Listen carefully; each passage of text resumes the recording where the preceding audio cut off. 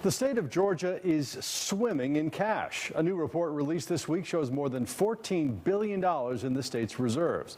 The question for state leaders is how to put that money to good use. Fox 5's Rob DiRienzo was at the state capitol tonight taking a closer look.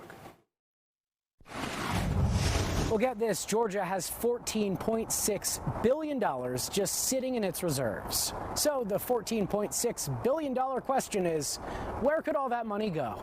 The state of Georgia reports $14.6 billion in the bank in this new report from the State Accounting Office this week.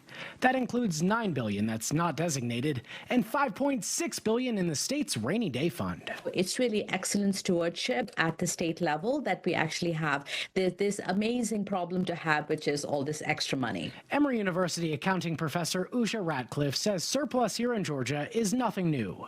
Last year, it was $16.5 billion.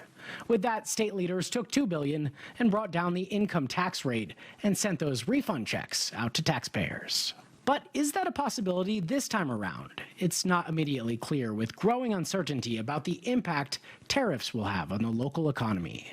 The state will also have to cover for federal cuts to Medicaid. When you look at the general fund for the state of Georgia, which is roughly $33 billion or so, half of that is coming from individual income taxes. And that's with a growing push among Republicans under the Gold Dome to do away with income tax altogether. Lieutenant Governor Burt Jones, who's running for governor, pledged to make that happen. But that would wipe out the surplus in less than a year. Just because you have a surplus doesn't mean we should spend it all in 1 year. I think we must still continue to be cautious and prudent.